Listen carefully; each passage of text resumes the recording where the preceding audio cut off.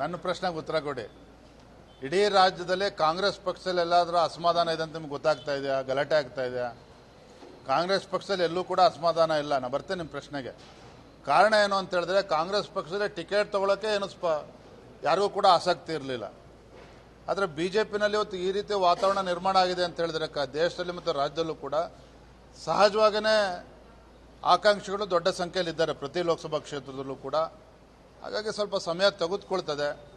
ನೆನ್ನೆ ದಿನ ಕೊಪ್ಪಳ ಲೋಕಸಭಾ ಕ್ಷೇತ್ರ ನಮ್ಮ ಹಿರಿಯರಾಗಿರ್ತಕ್ಕಂಥ ಕರಡಿ ಸಂಗಣ್ಣವರು ಕೂಡ ಬಂದಿದ್ದರು, ಮಾತನಾಡಿದ್ದೇವೆ. ದಾವಣಗೆರೆಗೆ ಸ್ವತಃ ಯಡಿಯೂರಪ್ಪನವರು ಇವತ್ತು ತೆರಳುತ್ತಾ ಇದ್ದಾರೆ.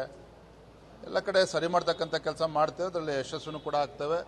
ಯಾಕಂದರೆ ಎಲ್ಲರ ಗುರಿ ಒಂದೇ, ನರೇಂದ್ರ ಮೋದಿಜಿಯವರು ಮತ್ತು ಪ್ರಧಾನಮಂತ್ರಿ ಆಗಬೇಕು ಅಂತಕ್ಕಂಥದ್ದು ಹೊರಟಿದೆ. ನಾನು ಇವತ್ತಾಗಲೇ ನಾಳೆ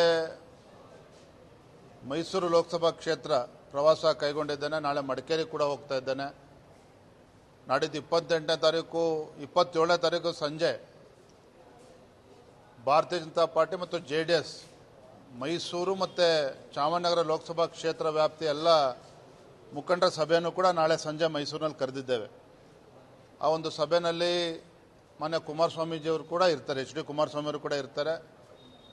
28ನೇ ತಾರೀಕು ಮಂಡ್ಯದಲ್ಲಿ BJP JDS ಒಗ್ಗಟ್ಟಾಗಿ ಅಲ್ಲೂ ಕೂಡ ಒಂದು ಸಭೆಯನ್ನು ಕೂಡ ಮಾಡ್ತಾ ಇದ್ದೇವೆ. ಅಲ್ಲೂ ಕೂಡ ಮಾನ್ಯ HD ಕುಮಾರಸ್ವಾಮಿಯವರು ಕೂಡ ಇರ್ತಾರೆ.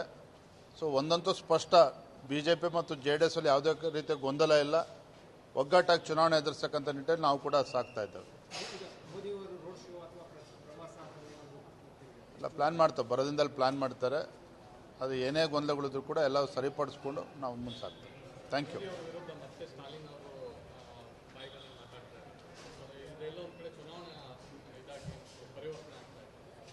ತಮಿಳುನಾಡಲ್ಲಿ ನಮ್ಮ ಪಕ್ಷದ ಅಧ್ಯಕ್ಷರಾಗಿರ್ತಕ್ಕಂಥ